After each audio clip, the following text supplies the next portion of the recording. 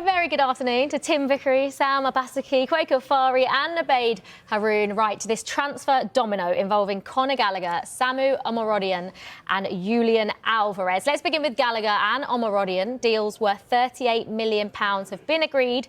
Aren't quite done yet, though. Omorodion can move because Atleti now have a replacement in Julian Alvarez from Manchester City that's worth a huge £82 million. Let's go back then, Tim, to Conor Gallagher, obviously leaving Chelsea. Do you think this is a good fit for Gallagher playing under Diego Simeone? Well, we think that he probably wouldn't have wanted to go in a perfect world. But if you're a central midfielder and you've got a chance to play under Diego Simeone, I think there's a lot to be learnt from there. Simeone, I always thought it was a shame that he didn't play in the Premier League, because I think he's the type of player who would have been a sensation. I think he's got a lot to teach Conor Gallagher. Conor Gallagher's got all that lung power. I think Simeone can help him to run more effectively. So it's an opportunity for Gallagher to refine his game a little bit. I mean, Kwaku, this is just a small part of the business Chelsea have done this summer, isn't it? Yeah, Chelsea, when it comes to transfer strategy, this is very, very interesting from Chelsea. And it's the case of them on the Clear Lake, signing a lot of players that have potential, but we haven't quite seen them do it on the top level. And letting go of a player like Conor Gallagher, it depletes the squad. He played 37 league games for Chelsea. The only game he missed was through suspension in the league. And so when you lose a player like that in the dressing room, it's going to have a huge effect on the squad. And the players that you're bringing in to replace him just aren't proven at the top level. So there's rightly some trepidation from Chelsea fans going into this new season. The first game's against Manchester City, and Chelsea know that they need to get bodies out, but also get bodies in to replace the experience they're losing in Conor Gallagher. What do you make then of the business Chelsea have done just this summer? Are you happy with it? It's difficult to assess it, right? Because these players might go on to be incredible. If you look at Cole Palmer, he didn't start a league game for Chelsea last season until the beginning of October. No Chelsea fan would have thought he would have scored 22 league goals last season. If you look at the signings that Chelsea made last summer, it's a slightly different strategy. If you look at that, there's Premier League proven players there. In Moises Caicedo, obviously Lavia was very, very good at Southampton, and Nkunku's a player that was good playing in Germany. But it's a different strategy this summer for Chelsea, and that's why I think a lot of Chelsea fans are worried.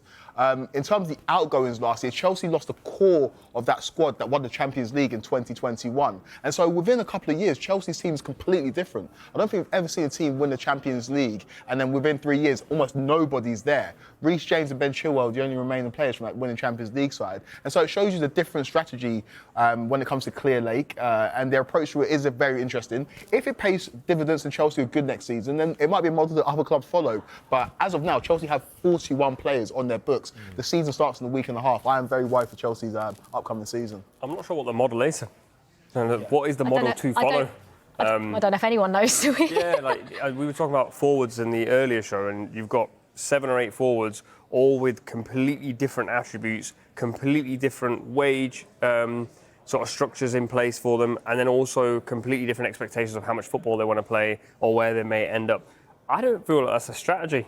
Yeah. But they're all being told something for them to come to this project. Yeah, what are they being told? And that's why it's interesting, because the window you saw last time, I think that there was players that obviously thrived in Caicedo, especially at the back end of last season. Palmer obviously did well. Petrovic, he played a big part in what Chelsea achieved. But then the injuries, I'd say, affected Nkunku. So that was something else, and Lavia as well.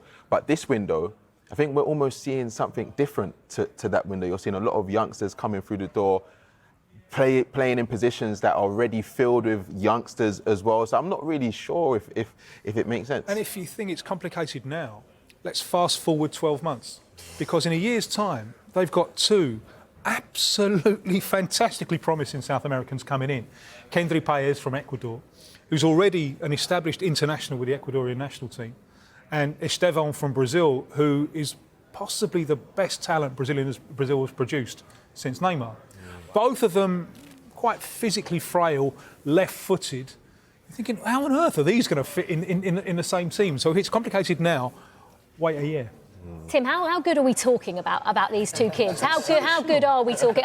Are we talking good as in they're going to come to Chelsea in a year's time, and you think perhaps going to get straight into that team? You were mentioning there, what are these players being told, you know? And I've heard that Estevão said yes to Chelsea because they said, we're not loaning you out. You are straight in contention.